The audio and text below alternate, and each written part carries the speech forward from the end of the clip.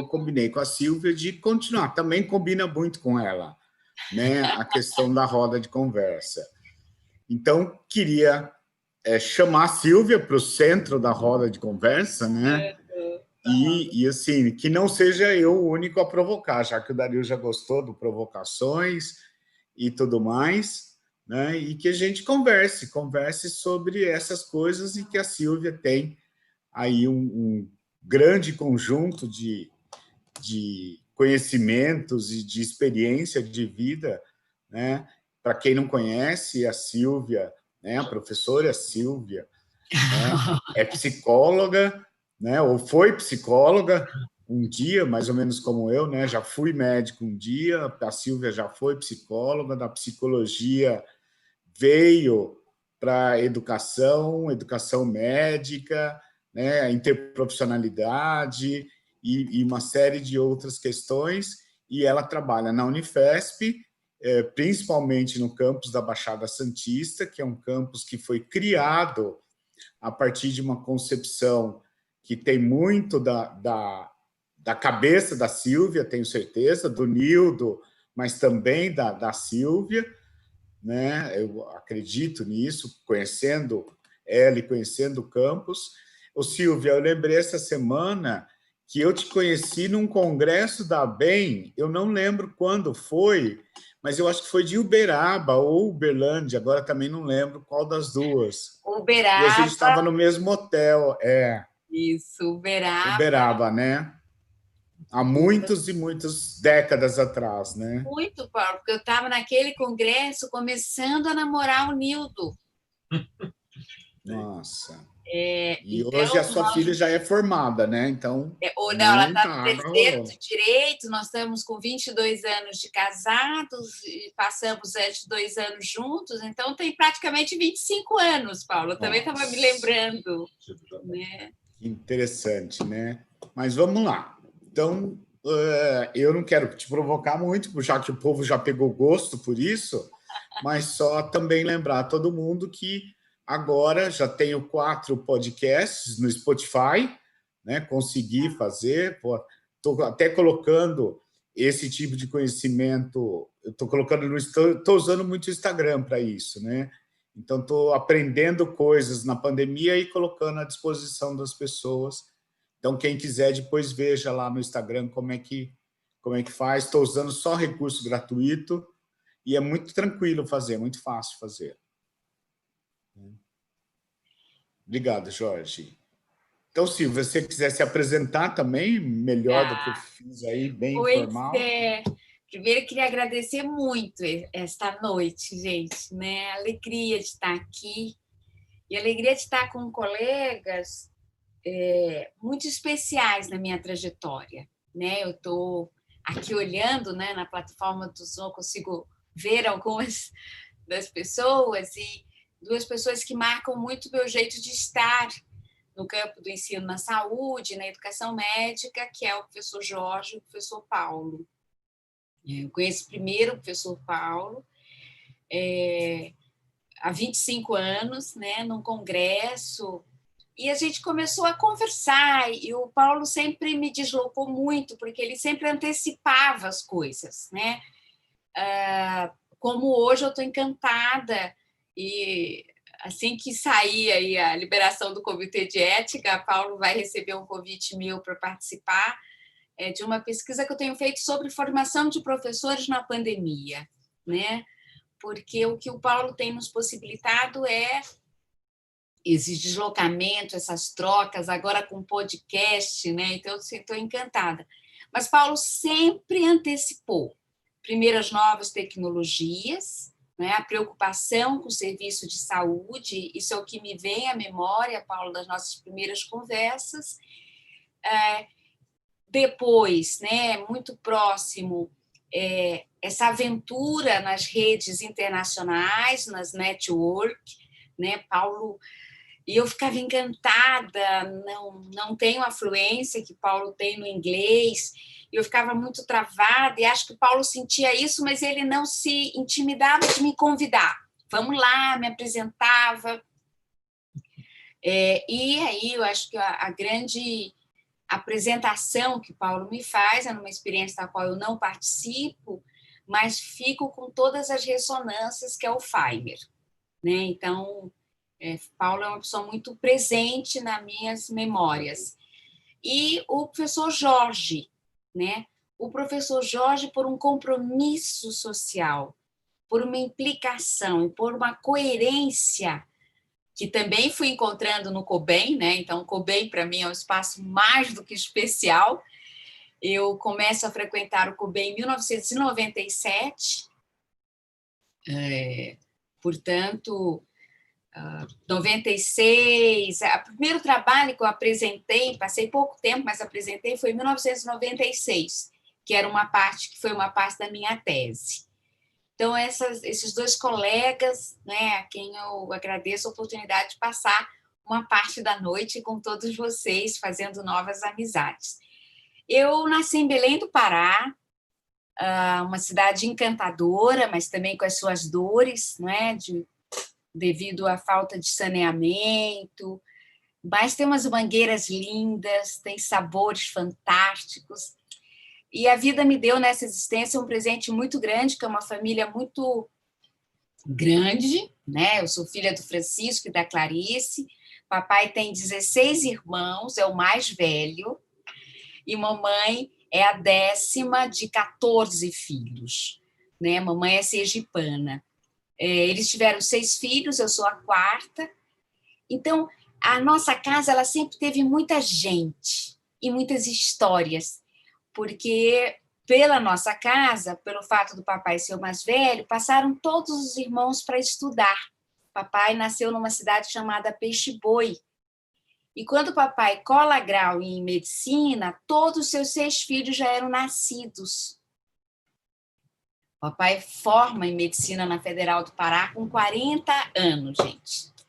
Porque papai tinha a 4ª série do então ensino primário até os 25 anos. Ele casa com mamãe, que era uma acadêmica de odontologia, que largou tudo em Natal para acompanhar aquele militar da aeronáutica. Mas mamãe, com uma formação escolar muito refinada, né, dominava o francês, e perguntou para o papai se ele queria estudar. E ele disse, eu quero. Eu disse para o meu pai, eu saí do interior para voar, e ele voou, ele foi oficial da aeronáutica, e para ser médico. Ela disse, então você vai conseguir. Então, o estudo, né, a escola, e a escola pública sempre ressoou muito forte. Daí vocês vão notar que em alguns momentos eu vou me emocionar, né, porque era muita luta, né, gente? Eu sou de um estado que a escola pública ela foi negada ao interior por muito tempo. Então, ficou tudo concentrado na capital, que é Belém. Bom, e aí os 6 filhos foram sendo criados, eu fiz escola militar, mas um militar que não é este que está aí, portanto, um militar que teve a crítica, né? Eu representava meus colegas nas lutas para construir abrigo para os soldados, porque eles ficavam tomando conta, né? Vigiando as nossas casas no sol de Belém, fazendo com que o ônibus escolar servisse a todos os filhos, não só os filhos dos oficiais. Então, isso eram pautas, e a gente ia discutindo, e a direção da escola ia acatando, contanto que a gente estudasse e tirasse boas notas. Então, esse era um acordo bom, né? Então, eu fiz escola militar, depois estudei com bolsa no Colégio Marista, e no Colégio Marista eu tenho um encontro com uma perspectiva mais crítica do mundo, né? Então, eu cantei, né? Os 70 milhões em ação, eu chorei com o presidente Médici, eu sempre fui das filhas a que mais gostou de política, e eu assistia com meu pai. Né? Quando eu vou para o Colégio Nazaré, há um deslocamento, então começa a se falar de golpe, e algumas coisas começam a ficar um pouco turvas para mim, e se intensifica na universidade. Mas papai e mamãe, com grande preparo do valor da escola, isso é uma coisa que me marca e que eu tento fazer com Clara, com meus netos, com os meus colegas estudantes, porque eu disse, pai, eu não vou mais voltar na universidade. Eles falam muito mal dos militares, pai. Eles falam que a gente não tem que ter religião. E ele disse, você vai voltar, filha. É assim, você vai ouvir, vai colocar a sua opinião. Ouça de onde eles estão falando, diga que você tem uma outra experiência, mas você vai voltar. E ele disse, muito prático, papai, porque afinal, minha filha, você só pode fazer universidade pública. Então, te aquieta e volta para lá. Né? E, então, foi muito legal poder, junto com o papai, ler a crítica marxista. Papai até hoje não aceita a crítica, mas me disse, eu acho que você vai gostar dessa leitura. Acho que você vai... Então, eu depois terminei o curso de psicologia na Federal do Pará, faço um concurso para a Estadual do Pará, sou contratada como psicóloga, vou primeiro para a escola de enfermagem e depois para a escola médica. E aí, quando o Paulo me escreveu, eu disse, Paulo, antes de chegar na educação médica, eu cheguei na educação, na verdade, né? Porque aí eu fui me dando conta dos processos educativos. E venho para o mestrado e doutorado, onde faço a tese sobre educação médica. Então, aí eu já fui compondo, né, gente? Então, uma vivência familiar sempre muito generosa, do ponto de vista material, tudo muito contado, mas não teve a falta, né? Então eu não senti a fome, e com muito valor da escola. O papai depois se torna médico do sistema público, né? O papai foi médico de posto de saúde. Então também fui uma usuária do posto de saúde, que agora eu estou reaprendendo a chamar de unidade básica de estratégia de saúde da família. Isso me confundiu um pouco. Essa nossa reconstrução do sistema. Não chamando de postinho, eu já me dou por satisfeito. Não, em Belém a gente não tinha, mas a ideia do posto era muito forte, né? Então, por exemplo, o meu posto era o posto do Marco, que é o bairro onde eu morava. E até Ainda hoje, mais sendo militar, né? O posto é uma coisa sempre importante. Sempre, além disso, né? Freud explica a força dessa palavra. E fui compondo, então, essa trajetória. Na PUC, onde faço meu mestrado e doutorado, tive o privilégio de ser aluna do Paulo Freire. Então, isso intensifica muito o meu jeito de reler a realidade. Mas a minha escola militar e a vila militar que eu fui criada, ela me foi tão afetuosa, gente, que eu volto lá. Eu volto lá para contar as outras coisas que eu descobri, né? Alguns colegas dizem que, bom, fui cooptada. Alguns professores dizem, Silvia, eu não acredito, a gente fez tanto esforço para você sair, olha do que você gosta. Mas foi muito legal, assim, poder voltar, contar, e eu encontro as pessoas, né? Porque acho que isso eu aprendi com o professor Paulo, a não, né, Paulo Freire, a não romper com as pessoas porque elas pensam diferente, né? Que essa velha Silvia é uma velha, né, durona, lá, rígida, a nova Silvia faz um esforço danado. E aí fui caminhando, e no encontro da tese, da pesquisa, que vi a pergunta que Paulo propõe, eu encontro o amor da minha vida, né, gente? Porque é fazendo doutorado que eu vou, então, para a USP, encontro o professor Eduardo Marcondes, que diz, olha, disso que você quer falar, que eu queria falar de professor de medicina, só tem um professor que sabe um pouco, que é lá da escolinha. E eu descobri que a USP São Paulo tem uma rixa com a Escola Paulista de Medicina e chama a Escola Paulista de Escolinha, que é o Nildo. Então, e eles chamam de porco, né? Vocês chamam o povo de porco, né? E eu chegava como uma estrangeira, né, Paulo? Não sabia nada, assim, eu estava, bom, já encantada, né? O prédio da USP é belíssimo. E o professor Eduardo Marcondes, uma outra pessoa que eu tive o privilégio de privada, amizade. Ele foi um tutor, um mentor, eu diria, estava naquela nossa... Gentilíssimo. Paulo, e a paciência que ele tinha, né? Ele percebia a nossa imaturidade, mas ele ia dando aos poucos, era um certo mapa, né? E aí fui, então, apresentada ao Nildo, que realmente me ajudou muito na tese. O Nildo faz parte da minha banca de qualificação, faz muitas cobranças do título, das leituras. É um arguidor muito rígido, mas ele está dizendo que era, né? Não duvido que o Nildo tenha amolecido. E na defesa ele sai da banca porque a gente já estava namorando, para desespero da minha orientadora.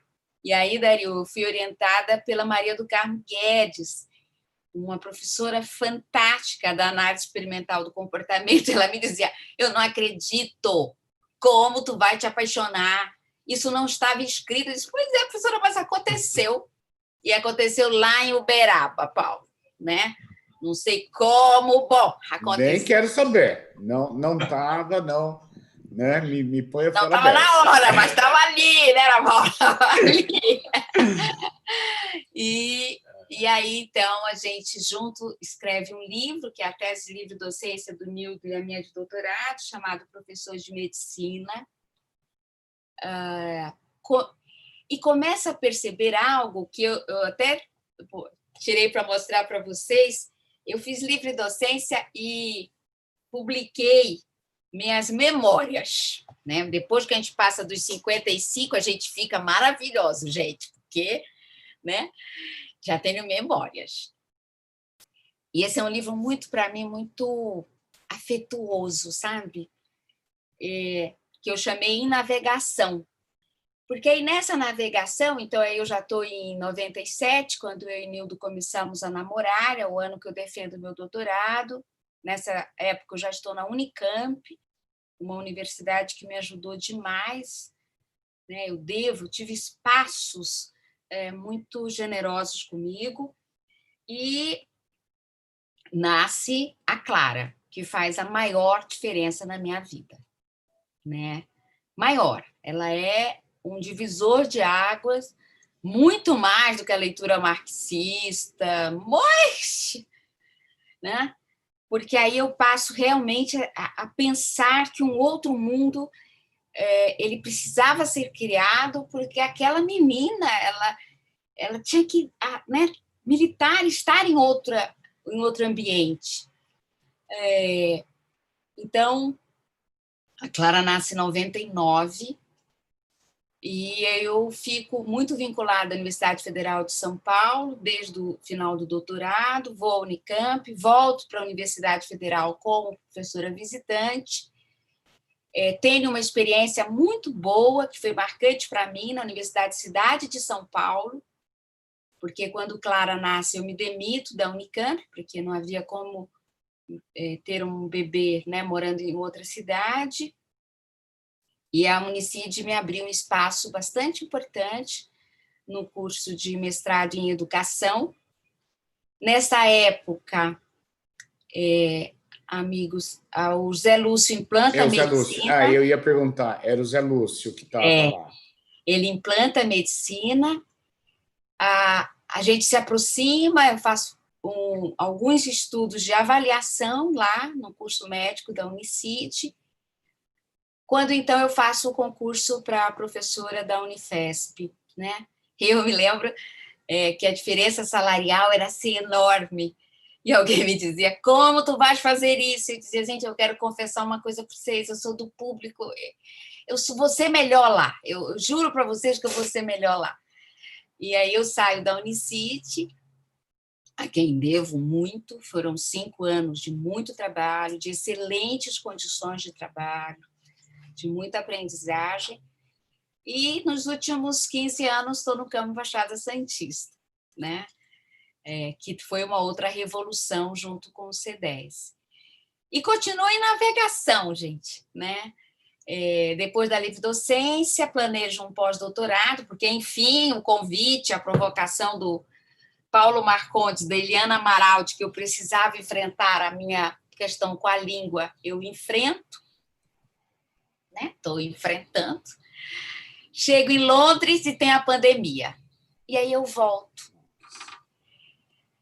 E não voltei para lá, estou fazendo meio à distância, mas é outra coisa, né? É realmente outra coisa. Eu estou replanejando. E aí eu percebo que Mas pouco... você vai conseguir voltar e refazer ou você perdeu esse tempo? Não, continuo afastada, Paulo, por isso eu estou investindo na formação docente, que é minha pesquisa de pós-doutorado. Tá. E vou, junto com o professor Andréas, pegar as minhas futuras férias e construir nichos de 30, 40 dias. Né? Que judiação. Perdeste uma oportunidade grande de viver lá, né? E isso, no início desse ano, confesso a vocês, me fez sofrer muito. Mas depois confesso a vocês que o sofrimento da pandemia, né, no qual eu perdi 5 enormes amigos e irmãos. E hoje estou acompanhando uma irmã num tratamento de câncer, eu fico dizendo, tu sabes que eu tinha que estar aqui? Eu tinha que estar aqui. Então, estou revendo, né? Porque estando no Brasil eu estou podendo elaborar algumas perdas muito importantes que eu não conseguiria na pandemia. Não. Estando longe, né? Não daria. Não daria. Então, eu estou bastante dedicada e sou muito grata, né, à universidade pública. Eu deveria ter a bolsa, ela está suspensa, porque eu estou no país do CAPES-Sprint. Então, isso para mim foi um prêmio muito legal receber da minha universidade a oportunidade de ter uma bolsa como pesquisadora sênior, né, quando eu já completei o tempo de aposentadoria. Eu fiquei assim, super feliz com o parecer que eles dão ao meu pedido.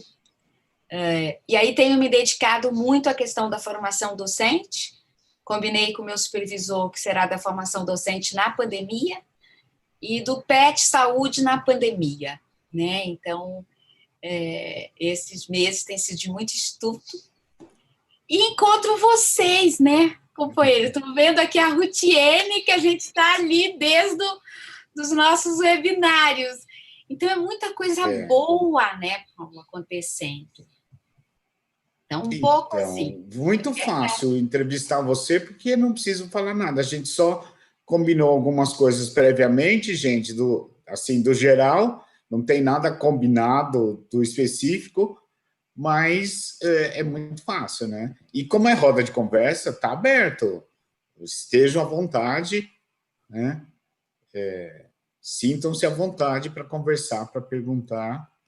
E, assim, uma coisa que eu não sabia da sua história é essa de você ter sido aluna do Paulo Freire, né? E de quem deu também esse start na sua carreira foi o Eduardo Marcondes, que é uma pessoa que eu prezo muito. Eu tive poucos contatos com ele, mas uma das vezes que nós dois almoçamos juntos foi nesse congresso de Uberaba também, que assim foi marcante na minha vida essa conversa. E deixa eu contar para vocês. O professor Eduardo, acho que foi a primeira pessoa que percebeu que eu estava gostando do professor Nilton.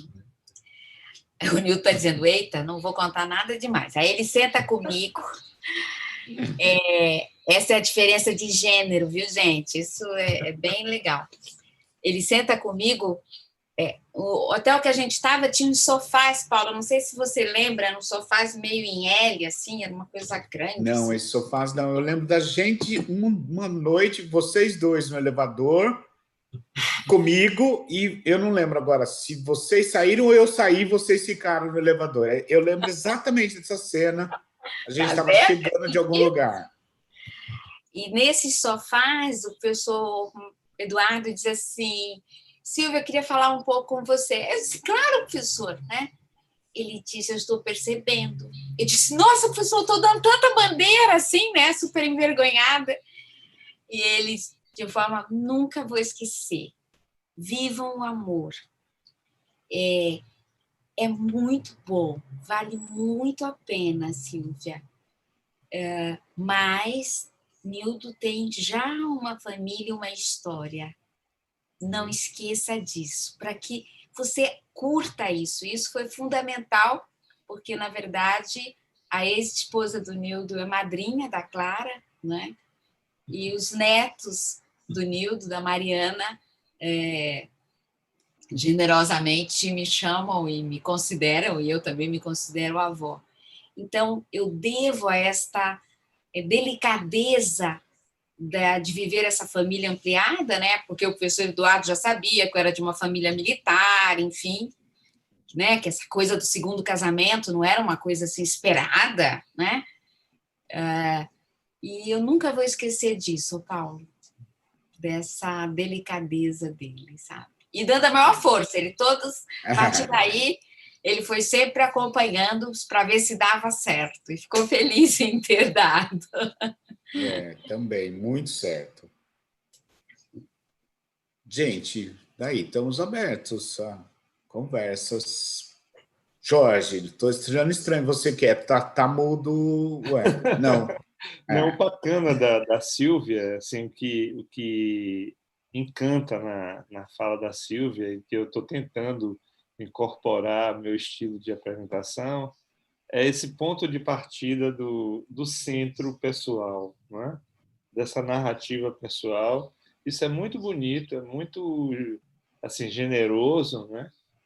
Aliás, nossos webinários têm tido muito essa característica, não é, Paulo? Acho que é porque a gente saiu da discussão temática e passou para essas entrevistas, então as narrativas elas ganharam mais do que o simples discussão dos temas, mas a gente poder entender como a construção da pessoa ela contribui na sua formação, na sua gestão. E isso a Sílvia traz, né, desde a primeira conferência que eu participei com ela, que ela sempre faz assim, qual é o meu ponto de partida, né? Meu ponto de navegação, meu ponto da onde eu estou falando, né? Da onde eu estou falando, o que eu vejo para poder falar para vocês, né? Uhum. Muito então, legal. Isso é muito bacana. E, então, Silvia, você com essa trajetória, né? Quer dizer, o que eu percebi de duas coisas assim, que marcam muito a sua presença na educação. A primeira delas é justamente essa característica de recobrar uma educação pelo afeto, né? Ou uma educação que afeta, vamos chamar assim, né? Uma educação que afeta, que não se limita a uma formação cognitiva nem habilidades, mas que mobiliza as pessoas e você traz esse recrutamento de afetos sempre para o cenário educacional, né?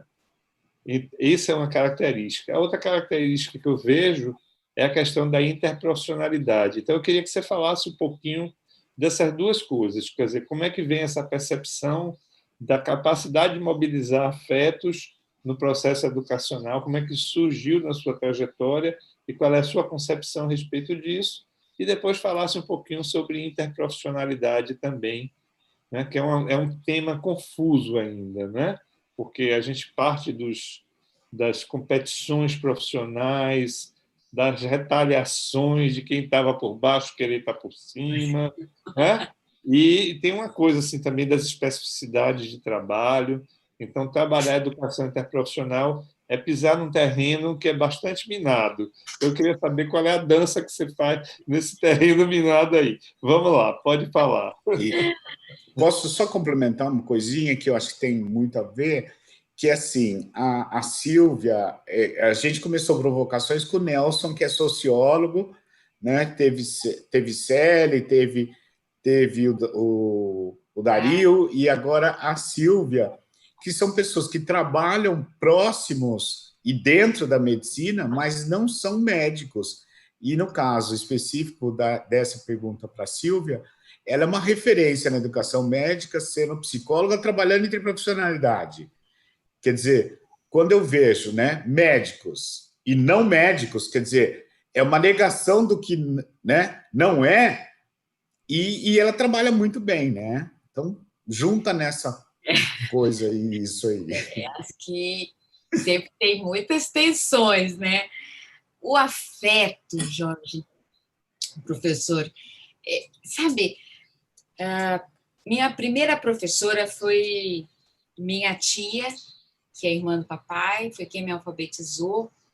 E nessa escola militar, os exemplos, eles foram sempre de afeto, Jorge, de cuidado, sabe? Tinha uma coisa rígida das notas, eu sei, de hastear a bandeira, de cantar o hino, né? A farda, né? O Paulo brincou com a palavra posto, mas, na verdade, o que mais eu tive que reconstruir foi a palavra farda, né? Porque quando eu chego em São Paulo, ninguém reconhece a palavra, era uniforme. E para mim sempre foi farda, né? Farda, farda, farda. Então, mas sempre teve muito afeto, né? Os professores de artes, o professor que depois eu vim entender, porque era os meus dois professores de arte, o Salustiano e o Henrique, eles são, não é, homoafetivos. Então imagina isto na década de 70, 80, na verdade 70, numa escola militar, né? A delicadeza. Mas eles eram tão excepcionais que era como se nós, alunos, não entendíamos quem eles eram um pouco diferentes, mas nós os protegíamos, né? E, ao mesmo tempo, eles nos ensinavam a acreditar na gente, a produzir, né? Salustiano com as pinturas e o Henrique na marcenaria. Então, assim, quando eu vou para a escola do Colégio Nazaré, eu sou espírita e eu estudei de bolsa no Colégio Nazaré e uma contrapartida que eu ofereci para os irmãos, além de ter que manter uma nota, foi que eu ia ajudar na aula de religião, porque ninguém queria ajudar o professor de religião. E eu gostava muito, né? Gostava muito de ler os evangelhos, eu discutia com o professor Miguel. E ele também é muito legal comigo, porque ele me liberava de algumas coisas que ele sabia que eu não gostava. Quer dizer, eu tenho muita dificuldade com o ritual da missa, levantar, sentar. Eu gosto de sentar e ficar em prece. Se você me pede para levantar a cada hora, eu tenho uma dificuldade, é uma limitação minha. E ele me dizia assim, olha, Silvia, então não te preocupa. Durante a missa, outro não precisa nem vir, mas se tu vieres, fica lá atrás. Então, um outro afeto, né? O professor de história, que eu dizia, não, professor, o senhor é muito comunista, então nós vamos ler o que é comunismo. Depois, então, os meus exemplos, né, foram de afeto na educação, meus professores.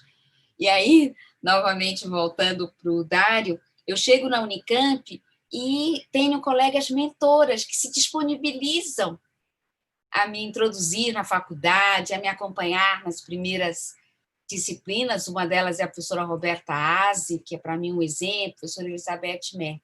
Então, quando eu vou me tornando professora, eu começo a ser docente com 23 anos, Jorge, eu tinha uma coisa, de que os meus alunos, eles iam ser felizes, eles iam aprender tudo, então eu era muito séria, eu prendia o cabelo, Jorge, para dizer que eu era muito séria, né? Porque era jovem naquela época. Hoje a gente continua jovem, só que jovem há mais tempo, né? Mas sempre com afeto. Eu sabia que eu tinha que ouvir, que saber das histórias. E também o fato, né, dessa família grande, que tinha tantas histórias, que teve tantas lutas, Jorge, para criar. E eu ficava encantada, né, de saber que meu estado, eu trabalhei na Secretaria de Educação, fui para o interior do estado. Nossa, ali eu me encontrei, Jorge, com as professoras, com as escolas rurais. Gente, eu digo, nossa, quanta coisa eles fazem com quase não tendo nada, né? Então, o afeto ele vai me marcando e a vida vai sendo muito generosa, né? Essa existência, eu brinco como espírita que eu recebo essas coisas que é para melhorar, né, Jorge? Porque eu já nasci múltiplo para dizer, olha, companheira, sozinha você não vai ser ninguém, né? Tira essa ideia, eu sou quarta, então não inicio nem finalizo nada, então não tem... Sempre muito afeto. Afeto na orientação, a dedicação da Maria do Carmo me orientando, e aí eu procuro fazer isso com os meus orientandos, né? Então, e dos meus estudantes, né? Um cartão, uma flor. Hoje deixaram aqui embaixo a farinha de Belém, que eu estou há 6 meses, né? Então, são coisa muito legal, né? Alguém diz assim, olha, professora, está aqui a farinha para a senhora, né? Então, isso vai me ajudando e vai me fortalecendo também. Acho que é por isso também que esse lugar de onde eu parto, né? Esse compromisso ético, e que nunca foi passar a mão na cabeça, né? Isso eu tinha claro. Estar bem com os meus professores, eu estava sendo muito cobrada sempre, né? Do desempenho, de dar conta das tarefas. Nunca foi passar a mão na cabeça. Eu levei um tempo para aprender isso, porque depois que eu tenho aula com Paulo Freire, eu quero ser a revolucionária, né? Então, o aluno podia fazer o que ele quisesse, até se ele não quisesse vir à aula. E aí eu começo a reler, Paulo Freire já tinha desencarnado, eu começo a reler, eu digo, gente, mas não tem essa, o que é isso, não vir à aula, né? Então, eu também tive meus momentos de derrapadas fortes. E, de alguma maneira, quando o Paulo brinca comigo, que um dia eu fui psicóloga, de alguma maneira, ter vivido por pouco tempo a profissionalidade da psicologia clínica, né? Eu vivi, mas vivi pouco. Eu já vivi a profissionalidade da psicologia no campo da educação. Então, o multi, ele estava ali, né? Ele sempre está. Se você escrevendo memorial, eu fui resgatando isso, sabe? Os meus interlocutores sempre estavam fora da psicologia. Eu pago um preço. E aí que eu digo das tensões, Paulo. Porque hoje eu acho que eu estou mais serena comigo. Mas há uns 10 anos, pouco depois de ter criado o Campo Baixada Santista, eu perco bolsas na área da psicologia porque não sou reconhecida como da área, né? Então, tudo que eu tinha produzido, que não era muito, eu não tenho uma carreira acadêmica, não, mas que era o meu melhor, não servia para a psicologia, não servia para a educação a princípio, porque eu não era da educação, né? Eu não tinha feito pedagogia, e muito menos servia para saúde e medicina, porque eu passava longe dos indicadores de produtividade. Aí foi uma... E a psicologia não se reconhece saúde, né? Campo da saúde. Tem uma grande dificuldade em se reconhecer campo da saúde. Eles me convidam, sabe quando, Paulo? Mas agora me convidam, eu estou felicérrima, para falar de metodologia, desse papo de metodologia ativa. Silvia, vem falar, vem, tu gosta dessas coisas, né? Gente, mas foi muito grande. E aí a força do Nildo, como companheiro, mas também como acadêmico, não foram fáceis os nãos que eu recebi do CNPq, dizendo que a minha produção não tinha lugar. Eu disse, gente, o que eu vou fazer? 20 anos sendo professora, eu vou mudar, vou para onde agora, né? Então, aí eu invisto, porque isso é um pouco da paraense, né? Roda tacacazeira, que é a que vende tacacá, aquela mulher forte, né? Não, vamos lá, o que é isso? Aí eu invisto na interdisciplinaridade.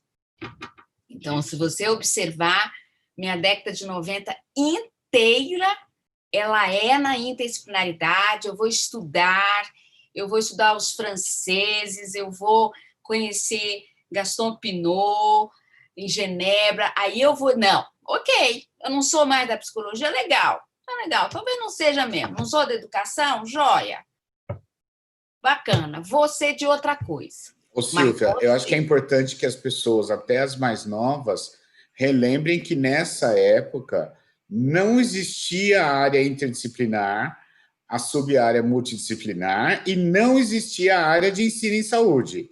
Nada. Isso foi criado, inclusive, com a ajuda sua, do Nildo, né? E de outros heróis que foram E sua, né? Também.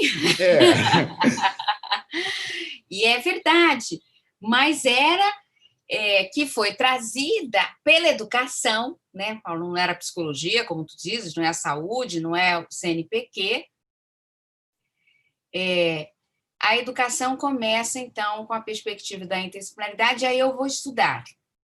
Estudei muito, participei de eventos, fiz algumas publicações, faço o meu concurso para o Campo Baixada Santista, minha aula é sobre interdisciplinaridade, ainda não falava, Jorge, de interprofissionalidade, né?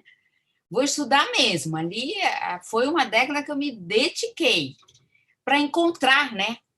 Para me encontrar. Eu gostava de ser professora, mas nenhuma área dizia nada, né? Não tem. Não há vagas. Não há vagas. E depois de 3 anos tentando, a área de educação, e a minha passagem pela Unicamp me fortaleceu, né? Eu devo muito a Roberta Asa, Elizabeth Mercury, a Luiz Carlos Freita, a Ana Luísa Smolka, que foram colegas do campo acadêmico que bancaram, né? Dizendo, não, a Silvia, enfim, ela pode fazer parte da área da educação. E aí é quando eu consigo minha primeira bolsa do CNPq, já investigando formação docente interdisciplinar, né? Mas e por que a Unicamp foi essa chancela, né? E foi mesmo, gente, porque eu passo no concurso para a Unicamp, Jorge, porque eu falei do meu encantamento de trabalhar em licenciatura que não fosse originária da pedagogia, né? Ninguém gosta de trabalhar nem com os físicos, nem com os enfermeiros. Ninguém, tu gosta? Eu disse, eu adoro, gente. Eu adoro trabalhar com quem quer ser professor, mesmo que não sabe que queira ser professor, né? Então, eu já fui aceita, eu brinco, igual a Baixada, né? Bom, vai para o resto, né? Então, tá aí. E aí eu fui no campus Baixada Santista. Eu estou estudando para a minha prova, né? O campus é criado, abrem vagas pela primeira vez, até então estava fechado as vagas. Eu me inscrevi para Santos e para a USP, Zona Leste, e opto por não fazer USP, Zona Leste, porque sai primeiro o resultado de Santos. E estudando interdisciplinaridade, eu descubro um artigo da Universidade Norte-Americana, de Washington, e digo para o Nildo, eles aqui estão falando de uma coisa que é traduzindo a educação interprofissional. Eu acho que é isso aí que tu estás pensando, tu inventaste para Santos, né? Porque a coisa do Nildo, de fazer todo mundo junto desde o início, e que a gente não entendia, né? O Nildo, ele foi aquele que ensinou a fazer planos integrados, porque cada professor integrou o seu plano, diz, está aqui, professor, né? E aí ele senta com todo mundo e reescreve os planos. E aí, então, ele começa a estudar e eu começo a olhar para o que ele estava estudando.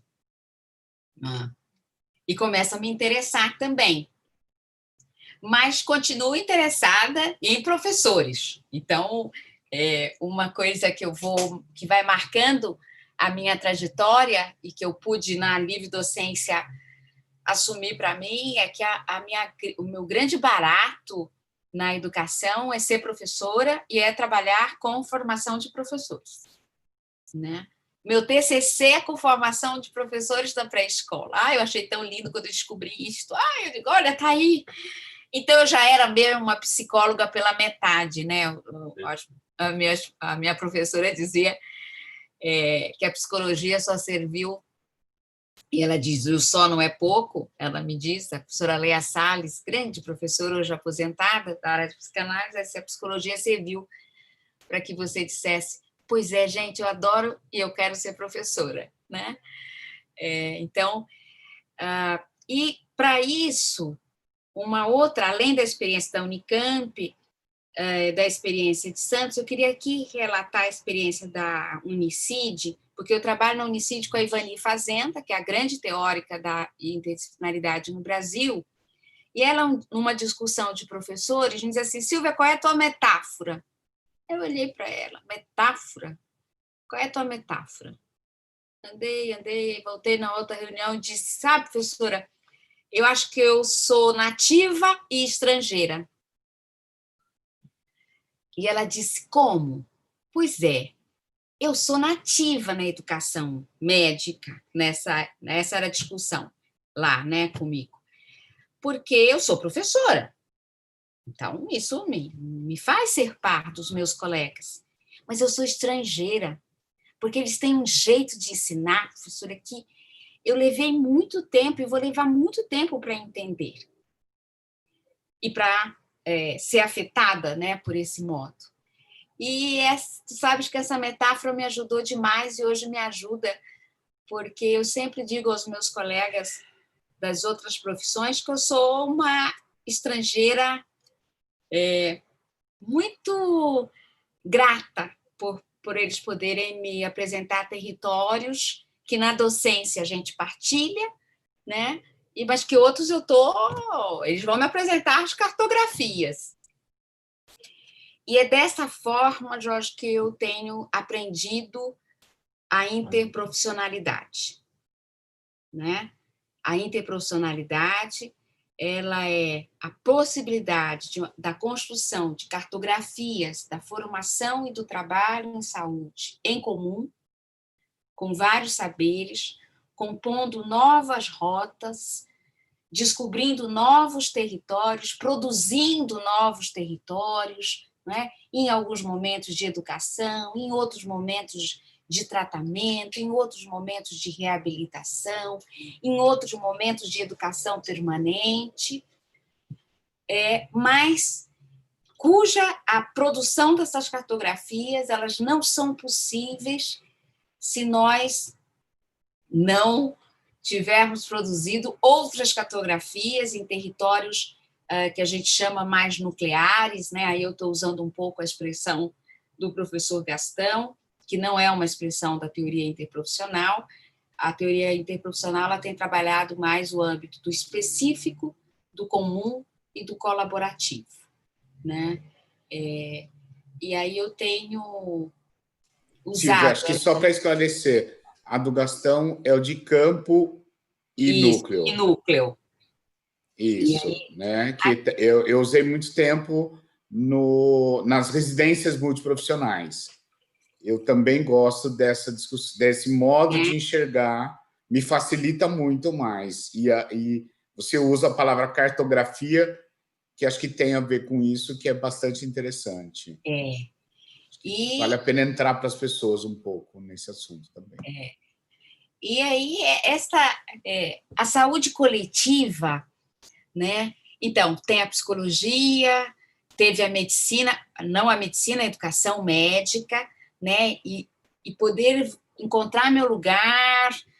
Então, eu era um par, mas eu era um par diferente, e eu era e sou um par diferente, então eu não vivia formação médica, algumas coisas me são difíceis de compreender, outras eu já fui compreendendo quando eu fui e sou paciente, né? Então, por exemplo, a minha experiência da dengue hemorrágica na UTI, ela me abriu para entender os colegas da UTI de um jeito que eu jamais teria compreendido. Da equipe, o que é equipe, né? O que é o lugar da enfermagem, do fisioterapeuta, o que é o lugar do colega que limpa, né? E o que é o lugar do médico, o que é aquele campo. E, ao mesmo tempo que eu pude brincar com eles, porque eles disseram que eu era o leito 19, e quando eles vieram conversar comigo, eu disse que eu não era o leito 19, porque eu tinha um nome, né? Que eu era a Silvia. Até hoje a gente brinca, e sou muito grata à equipe que cuidou de mim. A equipe médica ela é também aqui da escola, professor Gilberto, e sou, nossa, super grata, mas super grata à enfermeira que pegou um acesso para evitar o intracate, o fisioterapeuta, enfim. Então, Silvia, deixa eu só te interromper, mas assim, eu tenho que contar essa, porque assim, você viveu você estava consciente na UTI, etc. E eu que estava num leito de enfermaria, e fui objeto de estudo de alunos do 2º ano de semiologia. Muito gracinha. Ai, gente, ai, deve ser, não é falso. Eu fiquei demais. O cuidado, posso tocar, posso, aquele medo. E assim, gente, à vontade, eu tô aqui para isso. Eu suporto, eu conto. Então, essa foi uma experiência muito divisora de água. Mas essa aprendizagem, né? Portanto, dessa cartografia, daquilo que eu estou chamando cartografia, que é algo que eu venho estudando, né, na produção aí da pesquisa, das histórias, porque aí eu vou para a história de vida, para as narrativas, né? Então eu vou me aprofundando, e ao mesmo tempo que no doutorado, no pós-doutorado, eu tenho me aproximado das escalas, tenho pensado em compor mais estudos mistos. Então é uma coisa interessante para discutir a educação interprofissional, não é? E o professor Jorge, numa dos nossos encontros, ele me deu uma agenda, Jorge, que meu supervisor amou a sua agenda. A agenda que eu propus para ele depois de te ouvir, mas eu disse que foi depois de te ouvir. Eu disse seu nome lá. E também que sabe dessa experiência do Paulo. Ele acha que tudo é a mesma coisa daqueles 19 encontros, aí eu ainda não consegui explicar direito, porque meu inglês ainda não me permite. Então, ele sabe o que eu estou fazendo, estou aqui, né? Estou por aqui. E Esqueci de desligar. Tem os documentos em inglês, tá? eu vou mandar. Olha, é porque eu fiz para mandar para a Network. Então, tá aí, vou mandar. Silvia, eu vou fazer uma comparação, porque a pessoa que eu tinha assim convivido e que trabalhava com interprofissionalidade, ela fazia isso de uma forma muito racional e iconoclasta. Eu acho que essa foi uma das razões do insucesso dela na sua formulação, que foi o Naumar, né? O Naumar de Almeida Filho, que você conhece bem, né? Então, a visão do Naumar é uma visão assim de teoria do caos. Eu brinco um pouquinho, mas é meio por aí, porque ele quer assim, ele não fala numa interpenetração de saberes, ele não fala em competências colaborativas e competências comuns, e ele partiu, que ele é muito racional, né? Uma pessoa que conhece sabe que o perfil de Naumar é a extrema racionalidade, né? E com muito pouco jogo afetuoso que você faz. Então, ele também tem muito a ver com a história dele, que ele foi, em algum momento, rejeitado pela psiquiatria, né? Quando ele começou a denunciar os hospitais psiquiátricos na Bahia, ele foi rejeitado pela psiquiatria, ele não pôde fazer residência em psiquiatria, e, em seguida, ele também não encontrou um campo na saúde coletiva, ele também é um despaisado, né? É um cara sem país, sem territórios. Mas o Naumar, a visão dele é essa visão iconoclasta de vamos romper com silos, vamos fazer os saberes únicos. Então, isso gerou muita resistência à interprofissionalidade na educação médica, né? Ele foi visto assim, até o momento onde ele rasga, não, ele deixa de pagar o conselho regional, dizer eu não sou médico, eu não vou mais pagar isso, né? Então é bem assim uma coisa bem de marcação de um território que não é território de ninguém. E sua visão é uma visão diferente. Eu estou entendendo, né? Eu conheço um pouco da questão do Gaston Wagner e entendo mais da outra concepção dos saberes específicos, dos saberes comuns, dos saberes colaborativos. Entendo um pouquinho o que é cartografia e como é que isso pode. Mas como é que você vê essa possibilidade de trabalhar amorosamente também a interprofissionalidade para que a gente não tenha os conflitos que a gente tem, por exemplo, hoje, na linha de cuidados feminino, né? Onde se tem uma postura, que eu diria, iatrofóbica, né? Como se a culpa do mundo ocorresse na profissão médica, né? E eu, particularmente, por exemplo, na questão da violência obstétrica, todas as experiências que eu tive na minha formação médica de violência obstétrica não foram cometidas por médicos. Foram cometidas ou por enfermeiras ou auxiliares, quer dizer, pessoas que estavam naquela equipe e que eram até mais próximas, mais responsáveis pelos cuidados das mulheres. Então, eu queria saber de você assim, como é que a gente faz esse contraponto, porque eu li também alguns textos na época que falavam exatamente disso. Os silos do saber, é preciso destruir esses silos do saber para se construir um saber novo, né? Será que é preciso mesmo destruir ou a gente pode aí fazer outro tipo de trabalho? Acho que é uma composição mesmo, né, Jorge? Eu gosto muito da ideia do Maturana, né, do Humberto Maturana. Ele tem um livro que eu li pela primeira vez no início do campus, A Árvore do Conhecimento, ele e o Varela, em que ele fala da poiesis, né, e da produção do mundo pela perspectiva da autopoiesis, somente possível se você compartilhar. E para compartilhar, você tem que ter construído algo, né? Eu tenho vários debates com o professor Naumar, né? Vários. A gente debate sobre o bacharelado interdisciplinar, né? Temos algumas ou muitas diferenças, e eu digo sempre para ele, professor, não há, o que mais eu aprendi na interdisciplinaridade e na interprofissionalidade é que o território comum produzido nas competências colaborativas, ele não pode ser um território soberbo. Ou seja, ele é tão superior aos outros territórios, né, que ele se torna, ele em si, a sua antítese. Essa era a minha discussão, inclusive, com o professor Nicolescu Bassarab sobre transdisciplinaridade, o risco da transdisciplinaridade se tornar, né, o metadiscurso. Então, agora, ou é trans ou não é nada.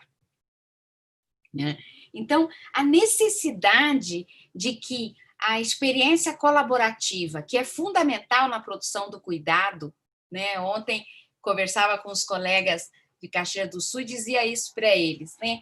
A gente cuida junto porque não há outro jeito de produzir cuidado que dê resultado, não é? Mas para que eu possa entender o saber do usuário, o saber da família, do cuidador, eu preciso ofertar um saber que é diferente, que precisa ser diferente. Não é superior como fosse a última palavra, mas ele tem outras evidências, ele tem outras fontes e vamos para a conversa. Então, o que a gente tem vivido em Santos, Jorge, com todas as tensões, né, é a luta para que, primeiro, os eixos comuns, que são eixos da experiência interprofissional, que a gente tenta ir a fundo, eles não sejam os melhores eixos do projeto.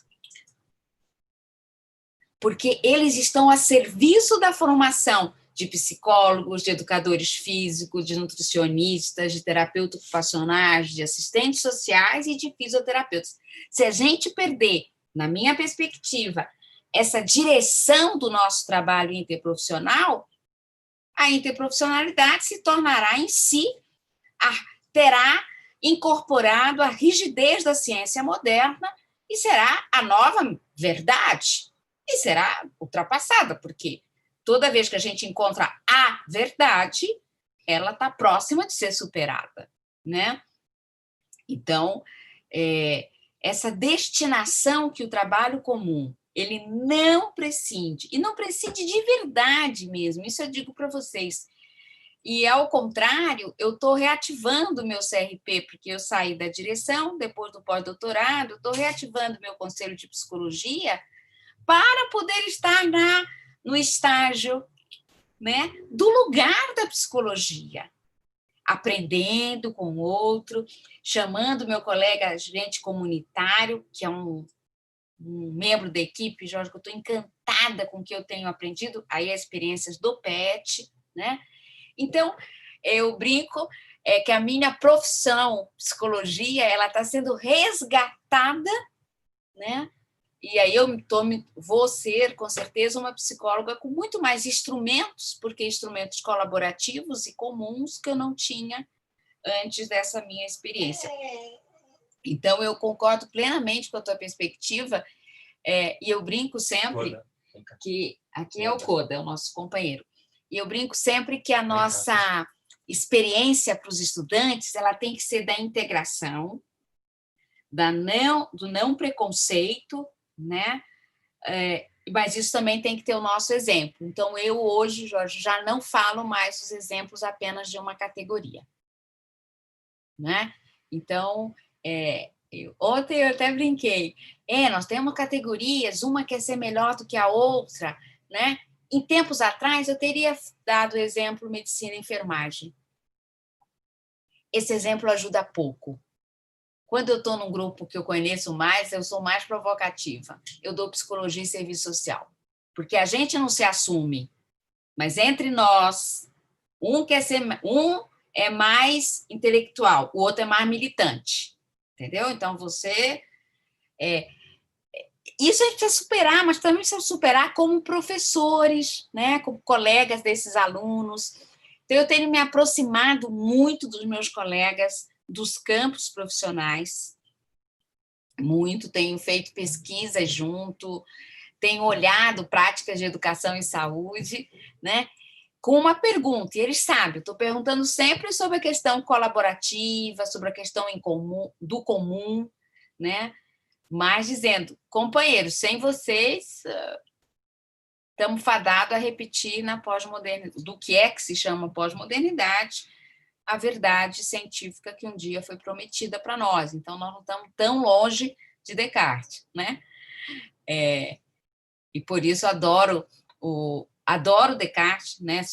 Eu brinco, uma cartesiana em processo de superação da rigidez cartesiana, mas adorei ler o Paul Feyerabend, né, contra o método, mostrando, gente, contra o método é um método. Legal, é isso. Então, vamos falar de método, e não tem nenhum problema de falar de método. E o que eu acho muito engraçado na trajetória da vida, né, porque eu corri de um conceito, esse conceito eu corri, gente, que foi o conceito competência. Nossa, conceito competência, para mim, a perspectiva da psicologia é assim, já não me considero agora estudando competência, vamos jogar fora. Tu sabes que eu estou fazendo pós-doutorado sobre competência docente, né? E meu orientador, que é um enfermeiro grego, ele me faz essas perguntas. O que é competência? Vamos lá, porque vamos pensar, vamos pensar. Então, isso é muito legal, né? E eu sou muito grata à vida, né, gente? Porque está com 56 anos, 33 de carreira acadêmica, portanto, 33 anos que sou professora, podendo continuar me indagando, né? E tendo espaço público para expressar, né? Ou através da bolsa. Então, é muito... a luta pelo espaço público, pela universidade pública, até por verbas, pela ciência, não é?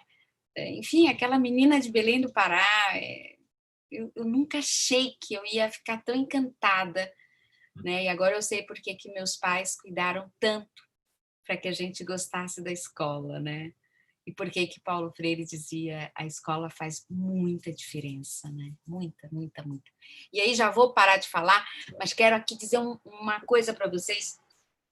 Quando eu estava no início do mestrado, eu fiz uma pesquisa acompanhando uma professora minha, que aí na psicologia quem vai me estimular muito a pensar essas questões é o autor russo Vygotsky, né? Que até falei para o Dario da vez passada.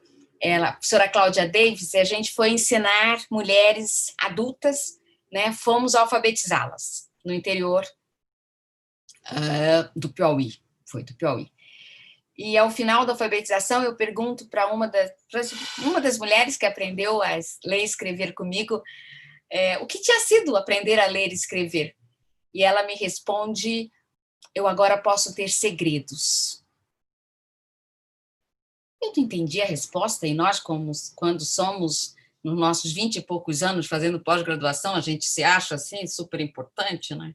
E eu digo: não, mas eu lhe perguntei o que significou para você, achando que ela não tinha entendido a pergunta, eu que não entendi a resposta. Ela disse: é isso, professor, eu posso ter segredos. Antes, meu marido foi para São Paulo para tentar a vida e me escreveu dizendo que tinha lá uma outra mulher e que não voltaria, e quem leu a carta foi a minha vizinha. Agora eu posso ler e eu posso decidir quem vai saber dos meus segredos. Gente, essa mulher, que hoje tem a minha idade, nós tínhamos a mesma idade, né? 26 anos à época, essa mulher vai marcar minha vida, ela se chama Maria, porque eu sempre penso nisso, né? De que a educação e a interprofissionalidade tem que estar a serviço das pessoas para que elas sejam mais felizes e possam ter seus segredos. Se um conhecimento, né, se transforma numa certa soberba, numa certa panaceia, eu acho que aí, Jorge, nós caímos novamente na ilusão, né, que a ciência ela é tão sedutora que ela faz isso com a gente, de achar que a gente descobriu tudo, né? Não acho. Acho que a interprofissionalidade é uma resposta importante, acho que ela coaduna com o Sistema Único de Saúde, né? Eu tenho procurado discutir isso com os autores internacionais, sinto ressonância, eu sinto que os colegas respeitam a nossa experiência, mas ela é uma, e ela está para o debate, ela está aberta, né? Tanto é que eu tenho sempre muitas inquietudes com as diretrizes curriculares, né? Assim, porque tenho medo das receitas. Mas esse é um risco, né? E assim como Descartes correu esse risco, não seremos nós que vamos, né? Não, tem que descer do muro mesmo, a gente tem. Nesse momento, eu tenho apostado bastante na interprofissionalidade, não só porque me identifico com ela, mas os estudantes, né, os professores, aquilo que os colegas, o curso que nós estamos fazendo do PET com preceptores e tutores, ele está sendo... São umas mandalas, gente, são umas falas, são podcast, Paulo, que coisa mais maravilhosa.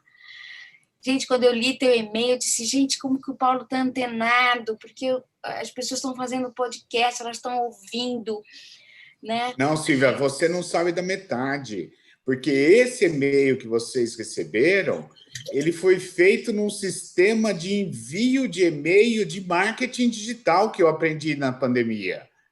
Então, agora eu sei quem clicou, quantos por cento. Eu aprendi um monte de coisa interessante que a gente pode usar para a educação e que a gente não usa. Eu fiquei assim... E assim, eu queria dizer uma coisa também. Você deve ter muito segredo, porque do jeito que você abre as coisas e se revela de uma forma tão generosa, né? Deve ser fácil guardar segredo, porque você fala tudo e o segredo fica aí em algum lugar muito esquecido, né? Você generosamente se abre tanto, né? Que Pois fica muito né? Eu nunca tinha fácil. pensado, vou pensar nisso. Nunca tinha pensado, mas Né? Muito generoso, muito generoso. nada generoso são vocês, né, que estão me ouvindo. O Eu povo tá olhei agora quietinho o aqui, de horário, boca meu Deus babando. do céu. Tem um monte de gente levantou para pegar babador, guardanapo, para sua trajetória, a sua fala. Muito legal. Mas é uma coisa muito legal, assim, né, gente?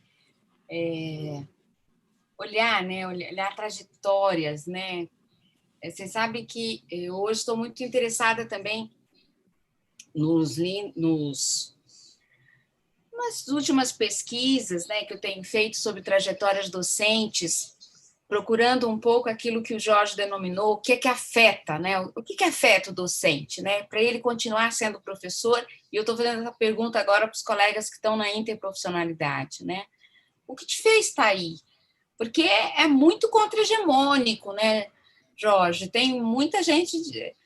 O sistema acadêmico, hoje melhor, como o Paulo diz, com a área interdisciplinar, multidisciplinar, com a área de ensino, né?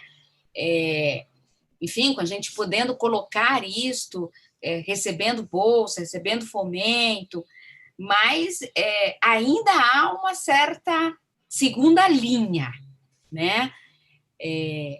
Acho que isso eu me serenei, né? Então, assim, esse é o caminho no qual eu pude escolher, né? Fui muito ajudada e sou muito ajudada, mas há um caminho das grandes conquistas, daquelas pessoas que vão para os, né, os píncaros da glória, como eu digo, não será da educação. E não será da educação, e eu entendo, hoje eu entendo, porque educação é uma tarefa para a vida toda, sabe? Não tem uma descoberta. Elas são mosaicos, né? Então, talvez a gente tenha sido píncaro da glória para alguém, depois derrapamos feio com alguém, a gente tem que voltar para pedir desculpa, para refazer, né? Eu queria lá refazer minhas aulas para os meus colegas da pré-escola, porque eu fui muito rígida com elas, né? Ainda que possa dizer, bom, era aquilo que eu acreditava, mas eu queria poder refazer. Mas, como a educação é uma obra para a vida toda, o reconhecimento das nossas obras, eles são reconhecimentos miúdos. O miúdo na acepção do Manuel de Barros. Vindo de Belém, gente, a minha experiência com arte, ela é a experiência da cerâmica marajoara, né? E do miriti, que não chega a ser uma madeira, é uma madeira muito fininha, que a gente faz muitos brinquedos de miriti, que fazem barulhos maravilhosos, muito vendidos no Sírio, os barcos, os passarinhos, né? Nossa Senhora de Nazaré. Sou de uma família que pôde ter a escola sempre, mas a erudição, né, como eu digo que eu tive sempre a erudição das sabedorias, mas a erudição científica, enfim, ela é muito comum, né? Ela é a que a maioria da sociedade brasileira partilhou. E uma maioria que já é uma minoria, então não estou desconhecendo que muita gente nem foi à escola e não vai à escola no nosso país. Quando eu venho para São Paulo não me é fácil no início. As pessoas muito diferentes, elas não me convidavam para ir nas casas dela, elas não me convidavam para almoçar, toda vez que tinha alguma coisa, a gente tinha que levar alguma coisa, era tudo o contrário, né? Quem já foi a Belém sabe, e o norte inteiro, não é só Belém, né? Você recebe, vatapá, pato no tucupi, não tem canapézinho, cada um, não tem essa, né? Então eu fui e era considerada sempre muito afetiva, né? Oh, Silvia, mas você deixa todo mundo, sorri para todo mundo, né? Tive um dia um colega que se incomodou, os meus e-mails, eu costumo terminá-los com um abraço fraterno, e ele me respondeu por que eu mandava um abraço fraterno. Mas aí quem respondeu para ele foi a velha Silvia. Eu mando o que eu quero, se tu não quer receber, o problema é teu, mas eu quero dar, e ponto, né? Então, assim, a gente vai, né, um pouco... Tira o Piaget e põe o Pinochet na sala. Né? Não foi uma boa resposta, né, Paulo? Mas foi... Olha, mas é necessário, às vezes é necessário. Não vai, deixa de importar com o abraço do outro. Mas São Paulo foi me trazendo uma cultura mais erudita, né? Então, vou a mais peças de teatro, conheço um museu, que não é um museu Emílio Guild, né? Primeira vez que eu vejo as telas, hoje Belém, eu já saí de Belém há 30 anos, hoje Belém tem uma história cultural que incorpora toda a nossa riqueza e diversidade, né? Foi no MASP. E é quando Clara vai para a escola, aos 2 anos e meio, que eu começo com ela a percorrer os caminhos da arte moderna, né? As músicas MPB lá em casa sempre foi da melhor qualidade, que a minha irmã mais velha é brilhante, brilhante, devo a ela. Olha, isso, finérrima. Mas fui com Clara ouvindo e aprendendo. E aí fui encontrando, né, Manuel de Barros, pude reler Clarice Lispector, que já tinha lido A Hora da Estrela, Cecília Meirelles. Então, esses poetas e poetisas, elas me ajudam a nomear algumas coisas, né? E o Manuel de Barros, quando ele escreve o livro sobre o nada, e quando eu leio e encontro esse livro, ele me dá uma paz. Eu nunca pude dizer para ele, ele morreu antes que eu pudesse dizer para ele, né? Porque eu tive na minha trajetória como professora que dizer, ok, para uma parte da academia brasileira, e para uma parte da produção científica, o que faço cabe no livro sobre o nada do Manuel de Barros. Legal, é desperdício. Bom, tu estudaste tanto, tu tinha uma boa inteligência, podia ter ido para medicina, podia ter ido para engenharia, foi para psicologia, e da psicologia não foi para clínica, foi para educação, né? E na educação está na pública, quer dizer, tem uma coisa aí.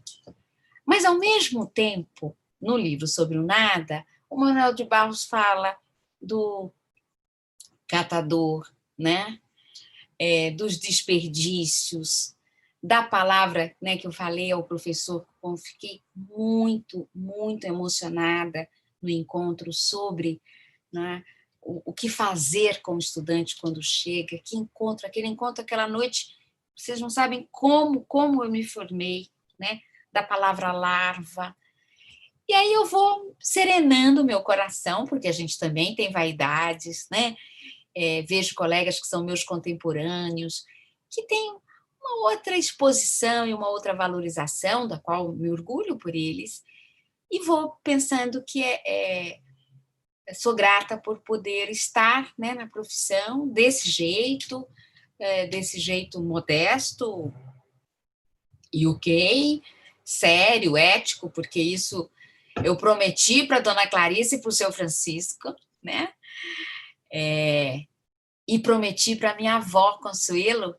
A minha avó Consuelo, mãe do papai, foi minha paraninfa na licenciatura em psicologia, e ela era a única professora de peixe-boi.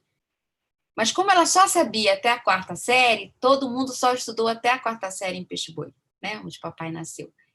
E por isso, eu a escolho para ser minha paraninfa no curso de licenciatura. Vovó me abraça e me diz, essa carreira não é fácil, mas ela é muito bonita. Eu gostei de ser professora.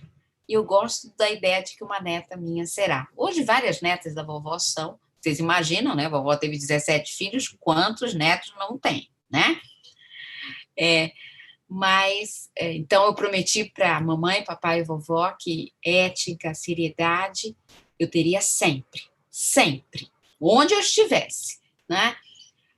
E também aprendi com o papai, né, de que não é a vaidade, ela às vezes pode nos levar a caminhos que a gente se desvirtue.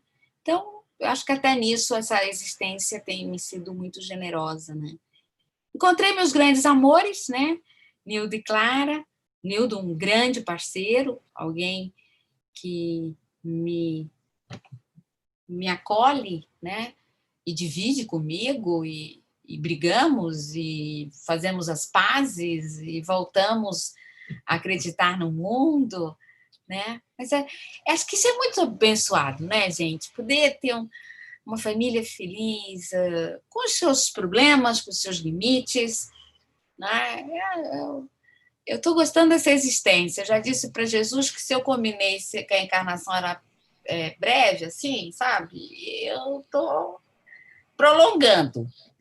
Eu estou querendo, assim, uns 100 anos, porque eu ainda quero ver muita coisa acontecer, não é? Mas, às vezes, a gente programa as coisas e programamos diferente antes, mas estou esperançosa, assim, estou... Bom, Silvia, o Dario tinha falado de uma pergunta, a gente já está no horário, mas você me lembrou uma piadinha boa que eu ouvi hoje. Os judeus acabaram de comemorar o ano 5.100 e alguma coisa. E aí um colega meu de turma perguntou, né, já que eles estão no 5.000, como é que terminou 2020, aliás, né? Porque tá bananaço, né? O Dario, eu não estou conseguindo. 5.781, isso. Dario, você queria fazer uma pergunta? Posso fazer a pergunta ou vamos... Desculpa, Dario, eu sou pode, só que para Silvia não dá para ser uma live, tem que ser uma rave para entrevistar a Silvia. Tem que ser 3 dias, 24 horas por dia.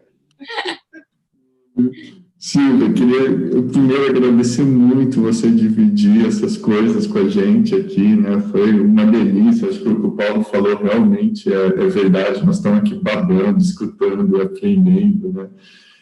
Muito obrigado por isso. Acho que desde o começo da sua história, lembra muito a história do meu pai também, que veio de uma família do interior de São Paulo, mas uma família pobre. Ele foi professor da Faculdade de Educação da Unicamp também. Então, várias coisas assim foram trazendo essa parte afetiva, né, que nem sempre traz, né. E uma pergunta que eu tenho também, eu acho que é muito relacionada a essa parte afetiva, essa nossa construção da nossa identidade nesse mundo interdisciplinar que nós vivemos, né. Você falou que você está resgatando o teu CRP, e eu tenho o meu CRP faz alguns anos, nunca usei, deve fazer uns 7 anos que eu não uso. Tem a Sueli Polidoro, que você conhece também, e que ela decidiu cancelar o CRP dela, porque também não faz. E aí você traz esse resgate, não, eu estou tirando meu CRP de novo. Eu queria que você falasse um pouco dessa relação, assim, sabe, dessa construção de identidade, que a gente se afasta da psicologia, mas ao mesmo tempo a gente mantém o CRP, porque parece que é o que nos torna psicólogo, né? E depois esse resgate, né?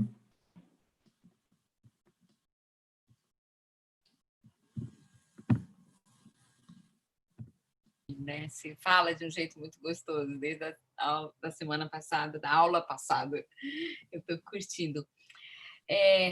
Dario, eu cancelei meu CRP quando eu entrei na gestão acadêmica, né? Então, nos últimos 10 anos, eu cancelei meu CRP, na verdade, por não sentir nenhuma função, né, na medida em que eu assumia plenamente uma das minhas 2 profissões, que era a profissão docente, apesar da profissão docente ser a minha primeira profissão, né? Eu saí da gestão, fiz a livre docência, estou no pós-doutorado, e no meu retorno, Dario, eu quero muito experienciar 2 espaços de docência que eu aprendi a admirar na gestão. Um deles é a residência, e o outro é o estágio. E, para isto, eu preciso ter o CRP, porque eu preciso compor a equipe que discutirá as competências específicas, comuns e colaborativas dos nossos estudantes, né? Então, com muita alegria, eu já liguei para o CRP de São Paulo para pegar todos os procedimentos, porque eu vou para as competências específicas agora a partir das competências colaborativas, né? Quer dizer, então, como é que eu posso contribuir na formação do psicólogo, sendo uma psicóloga, né, com esse perfil, né, uma psicóloga da psicologia da educação, com a experiência e uma imersão muito grande nas competências colaborativas do trabalho em saúde, e que agora eu quero discutir mais as competências comuns e mais ainda as competências específicas, muito mexida com as nossas diretrizes curriculares, né? Acho que eu quero e posso contribuir hoje. Então, o CRP, eu estou muito feliz, eu fico contando para as pessoas, gente, eu vou ter CRP de novo, vocês acreditam? Agora eu vou poder receber alunos, né? E está todo mundo brincando, nossa, a gente está te esperando. E obviamente, eu vou ter os embates, as frustrações, né? E vou levar um tempo para mim e para os outros, e dos outros e para mim, de reencontrar a Sílvia psicóloga, minha segunda profissão, que por volta de 12 anos eu não a exerço, né? E aí, aproveitando para te dizer que foi uma outra colega nossa da psicologia, né? Já hoje professora da Federal do Santa Catarina, né? Foi minha colega de doutorado, que estudando processos identitários, ela vai, então, me levar a... E na Unicamp eu fui fazer uma mesa com ela em Limeira, Dario, e ela vai apresentar, eu falando da psicologia, do ensino, né? E eu digo isso porque essa era a encomenda, assim, como, Sílvia, por favor, pelo amor de Deus, só fala disso, né? E ela vai falar dos processos identitários, né?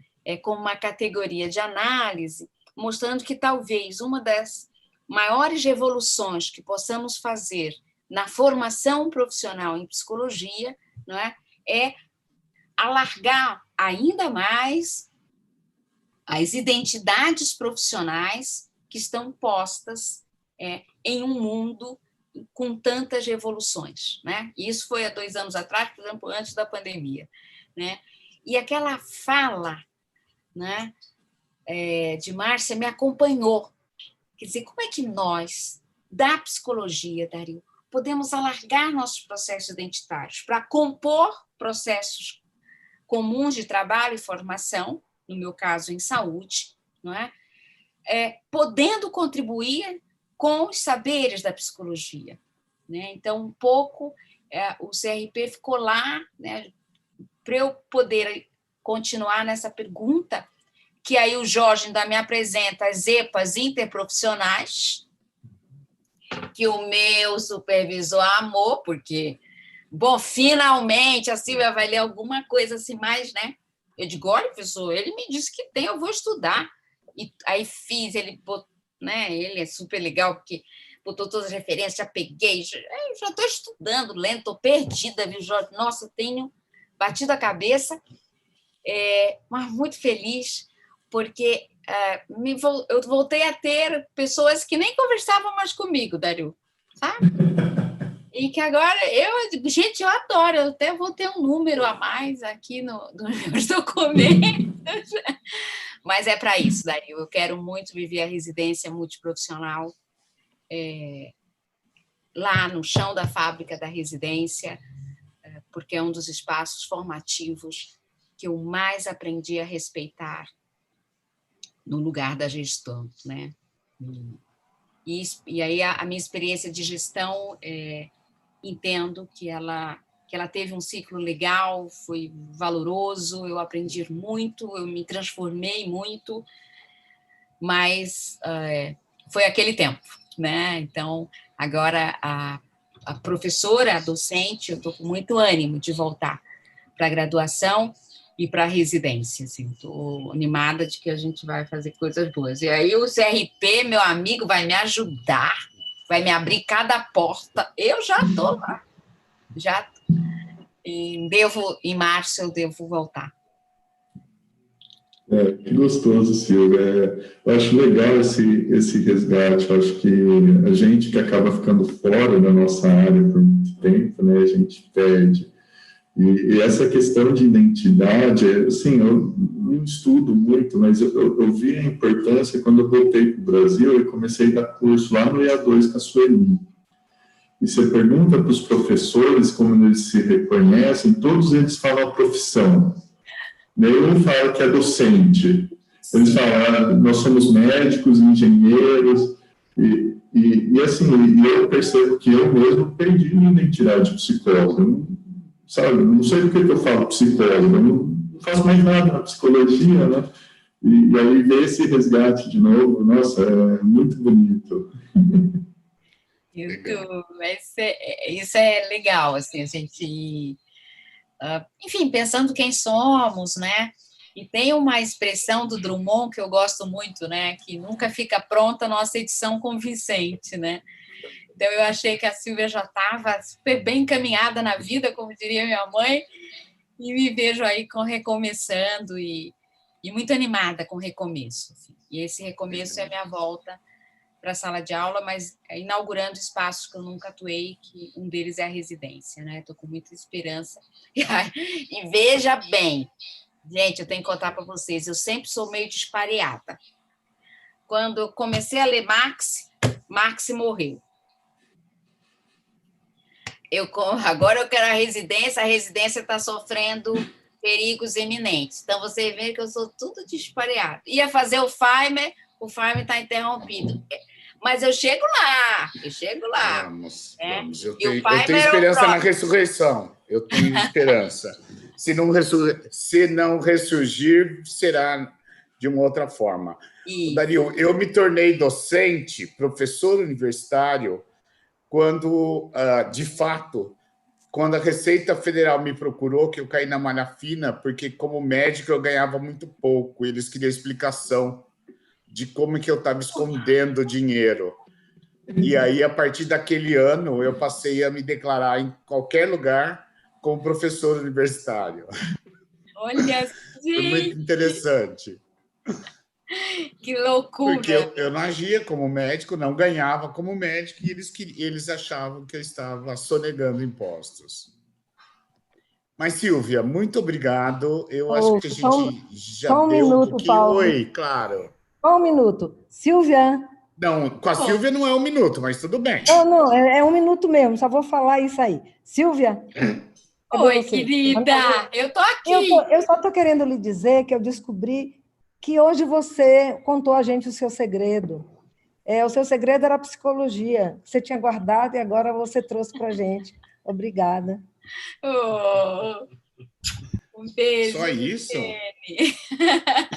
O segredo dela, a gente está vendo só o sapato ali, é a supervisão. Não, mas esse é um dos de perto do Nildo, ó. Não.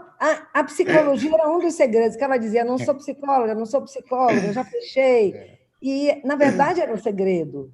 Era o segredo. Enquanto ela não teve a psicologia toda pronta, porque nunca deixou de ter, na verdade, ela nunca deixou de ter. Quando ela teve a psicologia, quando ela encontrou a psicologia, aí ela disse, pronto, agora eu reativo, agora eu sou psicóloga.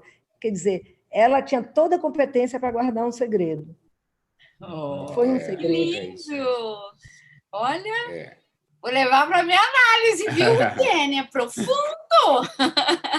Muito obrigada, que lindo! Adorei ouvir. E a questão do Nildo não é a questão machista, porque é uma parceria de muito poder recíproco e muito sucesso. Tenho acompanhado, como você falou, desde o início, né? Desde o início. Dos primeiros momentos lá, né? Que vocês, aquele dia no elevador, foram fazer alguma coisa, né? Tomar um drink a mais na noite, e daí que sei lá o quê, né? Mas vamos lá. Vamos lá, continue. Não vou continuar, não, porque a gente acabou o nosso tempo. Muito obrigado, Sílvia. Muito obrigado a vocês todos. E, assim, eu vou, a próxima semana, com o